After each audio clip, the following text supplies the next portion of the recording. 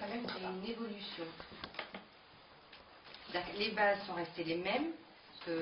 Quand on prend, si vous voulez, des choses qu'on faisait, même nos grands-parents, qu'on disait attention, faut faire comme ça, j'ai l'impression, si vous voulez, que ça s'est adapté, qu'il y a des règles qui se sont adaptées au monde contemporain. Par exemple, pour être précis. Les fausses ongles écrites. Oui, par exemple, vous voyez, les faux ongles. Les faux ongles occlusés. Voilà. Ou alors le maquillage. Le maquillage permanent. On peut appeler ça du tatouage. Il y a pas eu d'évolution, les produits n'existaient pas à l'époque. Oui, mais c'est pour ça que je vous dis, mais est-ce qu'on peut quand même parler d'évolution? Non, c'est pas. On adapte. Je vous donne. Ah oui, alors d'adaptation. Oui, bien sûr. Le mot est beau, c'est Mais adaptation. justement, c'est le rôle des rabbis de savoir si dans telle et telle pratique c'est conforme à la halakha. Vous voyez ce que je veux dire? Est-ce qu'on a le droit, par exemple, d'utiliser un ascenseur Shabbat? Quand c'est un rab qui va trancher, est-ce que dans l'utilisation de l'ascenseur, il y a contradiction avec une halakha de la Torah? Vous voyez ce que je veux dire? On adapte le cas à ce que la halakha nous a dit à 500 ans. Vous voyez ce que je veux dire? Il n'y a pas d'évolution, c'est une adaptation. On adapte. Et c'est le rab, uniquement le rab qui peut trancher sur ce genre de questions. D'accord? Il y a plein de choses qui n'existaient pas à l'époque. Vous voyez ce que je veux dire? Alors à là, pourquoi, si vous voulez, d'un beddin à l'autre, on peut avoir des dissonances, si vous voulez. Hein, quelque chose qui est tout bête, par exemple. Hein, il y a des choses sur les fraises. Hein, non, mais c'est la vérité. La question Vous est allez très à bonne. Paris, vous allez à Paris, vous mangez des fraises. Vous allez en Israël, vous mangez des fraises. À une époque, bon, Pas de fraises. enfin, bref, dans d'autres beddines, on n'avait pas le droit d'acheter des fraises. Et c'est pareil pour plein d'autres choses. Pourquoi, si vous voulez, s'il y a eu un jugement d'un tribunal rabbinique, il y a des rabbins qui sont venus, qui ont dit c'est comme ça, pourquoi c'est pas pour tout le monde? Alors, je vais essayer de vous répondre avec une image. Hein. Une image que j'aime bien. Mais une fois, une dame qui m'a posé la question, elle m'a dit, mais lorsqu'on écoute la halakha un petit peu, très souvent on a l'impression que c'est très très poussé. J'ai pas le droit de faire ça, de peur que ci, de peur que ça. Des fois, c'est des risques qui arrivent une fois sur... allez, c'est vrai, vous êtes d'accord avec moi, hein? Des fois, on dit c'est des risques presque impossibles. Ça arrive une fois sur 100 ou une fois sur 10 000. Ça paraît très très... Elle m'a dit, mais c'est absurde, ça n'a pas de sens. Alors on va empêcher une personne d'agir comme ça. L'action en elle-même est permise, mais de peur que ci, de peur que ça, de peur que... Le de peur, il va très très loin des fois. Alors je lui ai dit, écoutez madame, imaginez-vous, je vous offre, voilà, elle avait un bébé, cette dame-là. Je lui ai dit, je vous offre un lot de 10 000 pots de compote. Et je vous dis à l'avance, voilà, un des pots, il est empoisonné. Voilà, 1 sur 10 000. Hein, pas 1 sur 10 000. Est-ce que vous allez utiliser le lot? Il m'a dit, jamais de la vie. Je lui ai dit, mais vous exagérez quand même. Il y a une chance sur 10 000 que ça arrive. C'est poussé comme crainte. Il m'a dit, attends, vous vous rendez compte, là, il s'agit de quelque chose de vie ou de mort. Mais je lui dis, mais quand même. Il me dit, attendez, vous rigolez. Mais je lui dis, c'est pareil. Après, c'est une question d'appréciation. Lorsqu'une personne va faire attention à ci et à ça pour ne pas transgresser la halakha, c'est peut-être parce qu'il a une autre conception de la gravité de la halakha que moi. Ouais, c'est comme, je vous donne un autre exemple. Il y a une fois une personne qui est venue à la maison, dans la même idée, voilà, mon enfant était à côté, elle me dit, je dis à ma fille, t'as fait la bracha? Elle me regarde avec des yeux, ça se fait pas, ça, c'est une gamine.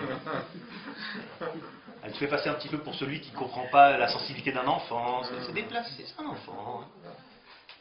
Un gosse, il a envie d'un bonbon, qu'est-ce que vous me parlez de la bracha? Laissez-le. Elle me dit, vous savez, je ne vous cache pas, je ne suis pas à l'aise, elle me dit, par rapport à ça. Je lui dis, pourquoi? Elle me dit, vous l'imposez, donnez-lui le choix. Donnez-lui le choix, bon voilà, lorsqu'elle va grandir, elle va choisir, pourquoi?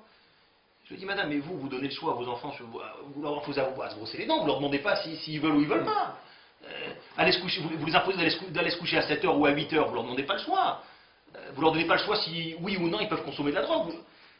Je dis, oui, mais attendez, pareil. Elle me dit, mais ça c'est autre chose, ça c'est vital. Je lui dis, mais pour une personne religieuse, voilà, c'est aussi vital que ce qui est grave pour vous. Après, c'est une question de conception de la gravité. En quoi ça répond à votre question?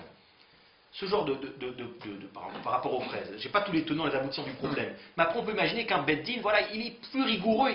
Peut-être qu'il y a un petit risque de non-cache-route dans la fraise. Alors, un certain beddin va estimer que ce petit risque, voilà, ne requiert pas une interdiction complète. Et un autre beddin va dire, voilà, bon, dans sa conception à lui, voilà, ce risque est assez grave pour l'interdire. Ouais, c'est une question de dosage après. Et dans le fond, il n'y a pas une différence. Dans le fond, c'est une question à combien je considère la chose. C'est comme deux médecins, pareil, vous voyez ce que je veux dire? Non, c'est pas la peine d'opérer. Oui, c'est la peine d'opérer. Ça dépend après la conception de la personne. Mais dans le fond, ça ne change pas. Tout le monde est d'accord que voilà, qu'un ver qui se trouve dans une fraise, voilà, rend la fraise inapte à la cache. Tout le monde est d'accord là-dessus.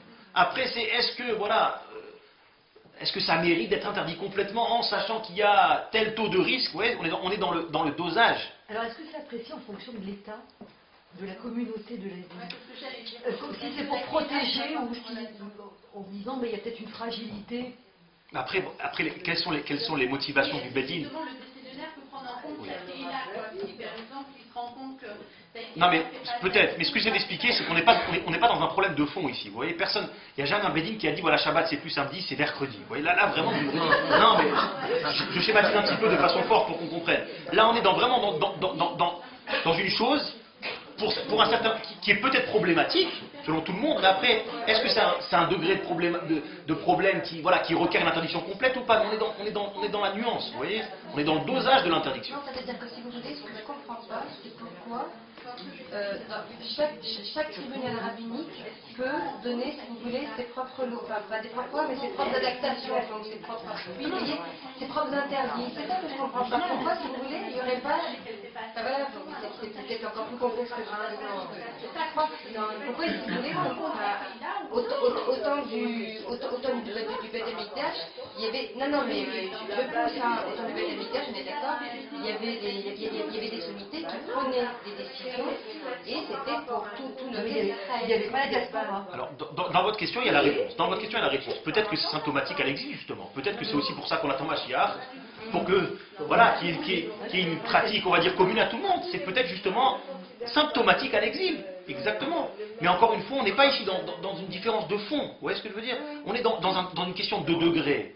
Mais il n'y a pas d'adaptation ou d'évolution dans la halakha. Non, il n'y a pas on adapte. Vous allez demander à un arabe, il estime que le risque est assez fort pour interdire. D'autres vont vous dire, non, à mes yeux, le risque n'est pas assez fort. Vous voyez ce que je veux dire? On est ici vraiment dans l'estimation de gravité que peut poser le problème. Et c'est une question d'estimation personnelle. Il n'y a pas de différence dans le fond, encore une fois. D'accord? Je ne sais pas si ça vous répond à votre question, mais on essaie. D'accord? Donc en tous les cas, qu'est-ce qu'on se rend compte? Que lorsqu'on enlève la doucha de la Torah, malheureusement, voilà, on se rend compte que les gens qui ont réfléchi comme ça, en disant, voilà, très souvent on entend ça, pourquoi il faudrait que je sois religieux? On pourrait se contenter d'être quelqu'un de bien. Voilà, je suis quelqu'un de poli, gentil, je vole pas, je triche pas, c'est déjà pas mal, non? Pourquoi est-ce que forcément il faut ramener ça à Dieu? Mais on peut se poser nous-mêmes la question des fois. C'est déjà pas mal d'être quelqu'un de bien, c'est déjà un chantier important, pourquoi? Et justement, ça n'a pas de valeur absolue. Justement, si on veut justement éviter d'en arriver à un meurtre, on veut se donner les moyens dans l'éternité, c'est en le fondant sur la Torah. Là, on sait que ça ne va pas bouger. Mais si on le fonde sur la morale, encore une fois, justement, la chose n'a pas de valeur absolue. On raconte, il y avait un rabbin qui me donnait l'exemple suivant, encore une fois, il dit, il y a deux personnes qui sont dans un train. Bon, et un dialogue, voilà, on démarre. Il dit, d'où tu sais? Ben, regarde, le train d'à côté bouge. Je lui dis, non, justement, c'est peut-être lui qui bouge, mais nous, on est sur place. Souvent, ça nous arrive, on est dans le métro, on a l'impression qu'on avance, mais en vérité, c'est le métro d'à côté qui bouge. Bon, et cette fois, non, je suis sûr. Il dit, pourquoi? Il dit, parce que c'est l'arbre qui bouge. C'est quoi la différence? Lorsque ton repère, il est mobile, bah, tu ne sais pas où tu en es. Voilà, c'est peut-être lui qui bouge, c'est pas toi qui avance. Un repère, il doit être fixe. Il ne doit jamais bouger. Ça, c'est la Torah. Et c'est ce qui fait notre force, justement. C'est ce qui fait la force de la Torah. Si on est là aujourd'hui, c'est justement parce que on a fondé toute notre pratique, et même notre compréhension, on l'a fondée sur la Torah. N'importe quel enfant juif l'a toujours été éduqué, de base, voilà, le vol, Dieu l'a interdit. Le respect des parents, Dieu l'a voulu. Oui, mais maman, tu mérites pas, peu importe. Voilà, après, si tu aurais tes problèmes avec Akadosh Baruch Hu, tu peux avoir eu des milliers de raisons de ne pas le faire, tu dois respecter ta maman. Moi, lorsque j'étais petit, je disais à ma maman, toi aussi, tu me dois le respect. Elle me dit, non, la Torah a parlé du respect qu'un enfant doit avoir vis-à-vis de sa mère, mais la Torah n'a pas imposé à une maman de respecter son enfant. J'ai dit, oui, c'est vrai, t'as raison. Lorsque la Torah, c'est un repère, voilà, y a pas, après, je peux avoir des raisons, j'estime que c'est pas valable, mais peu importe. Mais si je suis religieux, si j'ai Yirat Shamayim, ça bouge pas. Ça, c'est justement le message de Mishpatim. Même les lois logiques, il ne faut pas oublier, comme Rachid nous dit, Af Elou Misina. Il ne faut pas les faire parce que j'ai compris, parce qu'encore une fois, là, je base la mitzvah sur ma compréhension. Et il y a le risque, ça peut évoluer, Rahman al-Islam, et on sait jamais, on a eu l'exemple nazi, c'est un parfait exemple, c'est vraiment un parfait exemple. ce qui s'est passé avec les nazis. On a vraiment des gens qui étaient évolués, etc., etc. Un jour, la morale leur a dit une chose, le lendemain, l'inverse. Et on a encore l'exemple avec l'euthanasie aujourd'hui. Vraiment, je trouvais ça pratique. Les deux camps se font sur la morale. C'est extraordinaire. Ça montre la fragilité de la morale. Nous, on sait qu'on a la Torah sur ce genre de questions. La Torah dit, tu n'as pas le droit d'enlever la vie de quelqu'un. Tu n'as pas le droit. Ça peut des fois, ça peut paraître cruel, etc. C'est comme ça, mais ça bouge pas. C'est une valeur éternelle. Ça, c'est le message de la Torah. En dehors du fait que, bon, si une personne aborde le judaïsme uniquement avec la compréhension, il veut tout comprendre, il ne pourra jamais vraiment avancer.